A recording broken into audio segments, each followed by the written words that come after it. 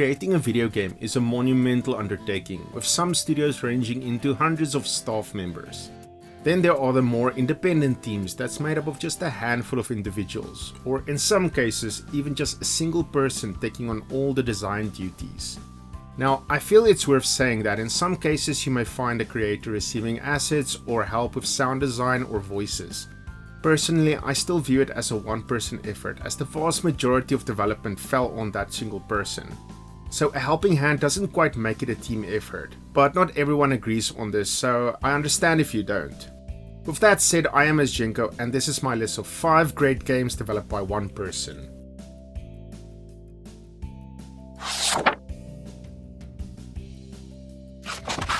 We kick things off with the title that has to be mentioned. It's the first game that came to mind when I started working on this list, and is most probably the best known title of the 5. I mean, how can I not start off by talking about Stardew Valley? Eric Baroni, better known as Concerned Ape, began work on his passion project in the way back year of 2012. Initially calling it Sprout Valley, his creation took clear inspirations from the Harvest Moon games, as they were unique in gameplay and an immersive atmosphere that had left a lasting impression on him. As the well-known series went on over the years, he felt a growing sense of dissatisfaction, which was shared by a growing number of its fan base. His search for an alternative led him nowhere, so Baroni decided he'd just make the Harvest Moon game that he longed to play. After initially being featured on Steam Greenlight and receiving a very positive response from gamers, development on Stardew Valley kicked into high gear. It took 4 years of insane crunch, which Baroni admitted easily consisted of 10 or more work hours a day. Along his journey, publisher Chucklefish approached Baroni with the offer to publish his game, so they can work on things like localizations and system ports, allowing him leeway to focus on the game itself. During all of that time, Baroni never released an early access version, as he wanted players to get their hands on a feature-complete product. February 2016 saw Stardew Valley launch on Steam to a very positive reception. Saying the game has been a success would be quite the understatement. In 10 days, it had sold over 300,000 copies. In 2 months, it had crossed 1 million sales. A year later, that number rose to 3.5 million. And now, as of 2024, it sits well over the 30 million mark. The game's launch has been nothing short of an absolute phenomenon. Even years after its first release, Stardew Valley has constantly received visual updates, not to mention a host of new content at no extra cost. With the game as of now nearing a decade of age, it is still receiving new patches. In fact, as I started working on this video, Concerned Ape had announced another batch of new content that's set to be released in a month's time. This amount of dedication is remarkable and a testament to what passionate game design could and should look like. But even with this first game still being worked on, Concerned Ape certainly is far from done with the games industry. In October 2021, a trailer dropped for an early look at his follow-up game, Haunted Chocolatier. The visuals are strikingly Stardew Valley-esque, as anyone who is a fan would instantly recognize it. There looks to be some familiar as well as some new features in this title, and I'm more than eager to see what it has in store for us. While we wait though, Stardew Valley is and will remain a game you should check out, if you haven't already.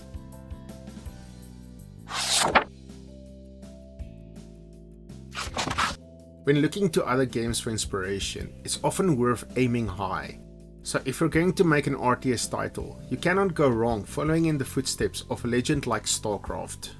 When you take a quick look at the RTS game that is BlackChain, you can immediately see a familiar resemblance to the 1998 Blizzard classic. There is something sort of mesmerizing to me about those 90s and early 2000s games, just how they were presented and pulled off. Now, it might be the nostalgic side of me talking here, but there's certainly nothing wrong with revisiting those bygone eras of gaming. BlackChain in a way feels like a homage to StarCraft, leaning more towards the first than the second that is, but also it manages to do its own thing. First off, it needs to be highlighted just how they chose to do the mission briefings in BlackChain, which absolutely brought a smile to my face. It's so profoundly memorable how StarCraft handled the introductions to each of their campaign levels. The talking faces, which was obviously due to limitations at the time, because in StarCraft 2 the story is handled far more cinematically, but a part of me missed the quaintness of the dialogue intros. Upon seeing it again in BlackChain, I immediately knew what I was in for. Unlike those older titles though, here you'll find no planetary or galaxy-wide threats. While BlackChain does take place in the far-off future, it seems to lean more towards the side of on-the-nose commentary for the 2020 era.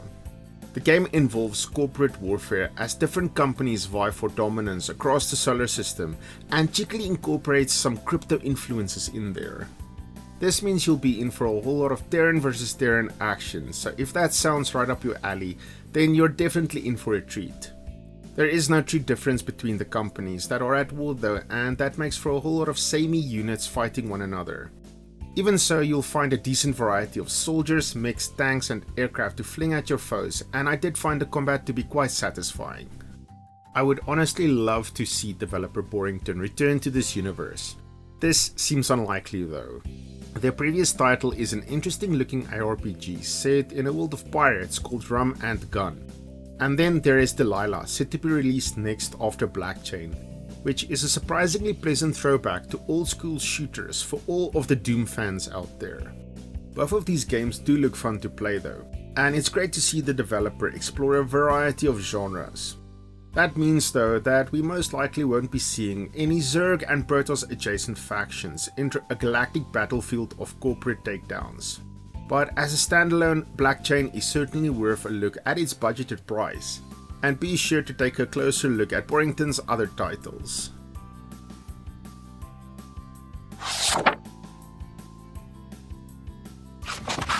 Crafting a successful horror experience, whether it's on film, a novel or a video game, is never an easy undertaking.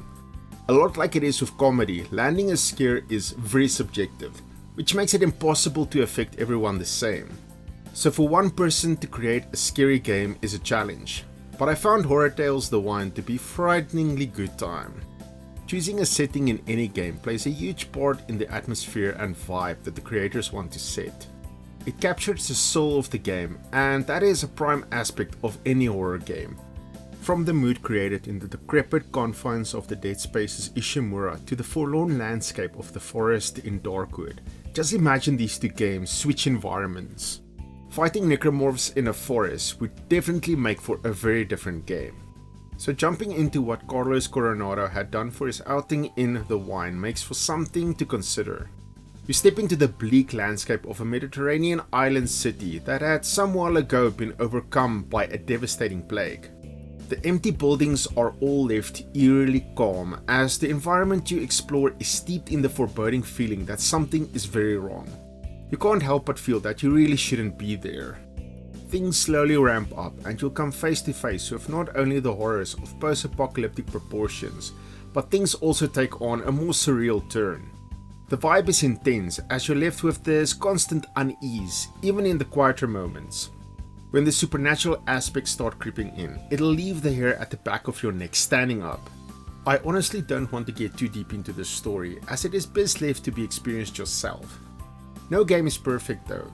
I've seen some point out that it is a glorified walking simulator with some puzzle elements. Now, I can't deny it. The Wine is ripe with stretches of traversing the landscape, but to me it formed part of what pulled me into the world, and it also makes for a decent lull between the more intense moments.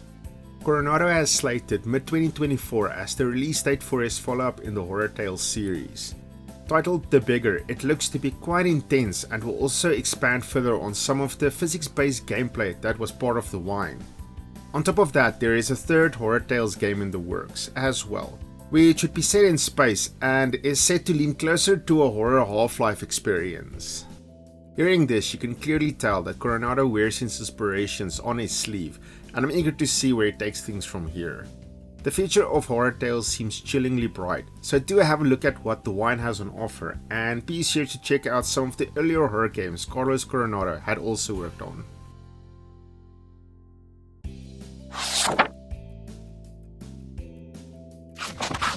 One fateful Christmas morning, a much younger Zhenko unwrapped the MechWarrior 2 box set that was waiting underneath the Christmas tree, and his mind instantly melted. Now before this, I've experienced mechs in other media, but getting the chance to man one of these giant machines was just perfection. So diving in to play Mecha Knight's Nightmare was certainly a treat. From the get-go, you're thrown right into the action as a junior mech pilot. The narrative lays out the ongoing tensions in the not too distant future, painting the picture of hostilities between NATO on the one end and a Russian-Chinese coalition on the other. You'd think that's the game right there, but things take a rapid nosedive straight into insanity. As much as this plot is laid out in the first mission, almost right away the game just kicks it right out the door. Strange hellish creatures begin to appear and attack both forces, laying into humanity indiscriminately. These monstrosities are fiendishly disgusting, which sets up a nice battle between your machines of war and these giant putrid flesh horrors. Where the game feels right is in its mech design. By that I mean the way you get to fiddle with the design of your mech in between missions. The amount of customization made for some fun tweaks to try out with each new mission.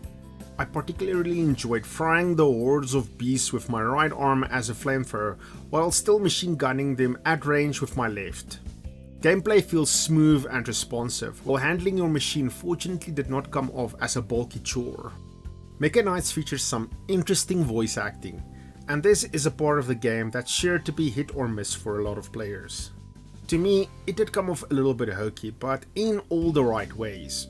Listening to your character Ethan interacting with others had some serious 90s action movie vibes, and I just have to say I thoroughly enjoyed it. Ethan, are you seeing this? I see it. Brace yourselves, this can't be good. Roger that, Command. Echo 7 moving out. Mia, cover the main forces. I'm taking a detour. It might not be for everyone, but something tells me this is exactly the tone the game was going for. As far as passion projects go, the developer of Mecha Knight's Nightmare, Damian Kubiak, has stayed quite involved with his game. You still see updates rolling out and he is quite active on the game's Discord server. He definitely has a vision for his project, and it's great to see a creator really enjoying what they're working on. As of recording this video, there is a DLC pack in the works with a list of new content and features. Damien is quite keen to take any and all feedback into consideration, making the community a part of this game's ongoing development. So if blasting loads of disgusting monsters sounds like a good time to you, then I can highly recommend this action-packed mecha title.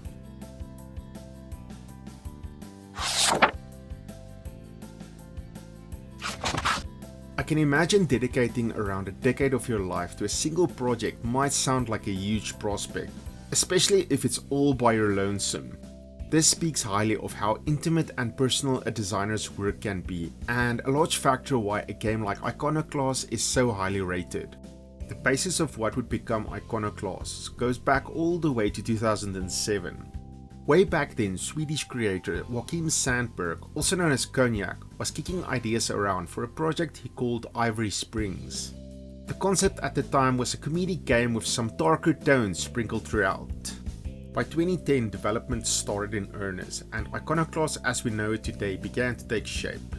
For a game with a very colourful palette and light-hearted visuals, you'd think it makes for a more laid-back experience, but things lean further away from this fact the deeper you plunge into the game. Some hard-hitting themes pop up throughout, which makes for a very deep and sobering experience. Sandberg has stated that it started with the idea during a more youthful time, but as things progressed the concepts became even darker than it first intended. The story was mostly a personal indulgence of his. It leans into the topics that interested him with characters that one can connect with. He didn't so much want a tale where everyone learns a lesson and everybody's left with a happy ever after. That's not how life goes, so he rather wanted characters that players would sympathize with. As the storyline unfolds, you'll be guided across numerous landscapes, unlocking new tools and weapons that will take you to new areas. Iconoclasts fits perfectly into its Metroidvania trappings, and as with any of these games worth its salt, the key is good gameplay folded into great level design. Here it all feels exceptionally fluid as you traverse between the areas. You'll take on the role of Robin, a mechanic in a world ruled by the one concern, a theocratic empire who rules with an iron grip. This is where the religious themes of the story comes into play, painting a bleak picture of zealotry and unhinged faith. At least it's not all bad. Along the way you'll meet numerous allies, a variety of individuals dealing with their own inner turmoil. The storytelling stands out, as you can see this is where Sandberg poured himself into the project. The platforming and puzzle solving flows, Then there are the boss battles. These are quite creative, I must say, and a facet of the game that really makes for some memorable moments. In the jam-packed genre of Metroidvanias that already has a ton of excellent titles, it really takes something special to stand tall among the crowd. For a single person to create such a noteworthy title must have been an insane challenge. Through it all, Joachim Sandberg had dedicated a decade of his life to bring us Iconoclasts, which in my books paid off spectacularly. That wraps up this list of 5 games that pretty much came to life in the mind and hands of one person. An impressive task, but there are loads more out there worth mentioning. These are just my picks though. Are there any titles that you've played and would like to shed some light on? Comment down below and maybe you'll give myself and others some new titles to check out. Like the video to show the channel your support and subscribe for more top 5 videos and recommendations of old school retro games worth playing. Thank you for watching, keep on gaming, and I'll see you in the next one.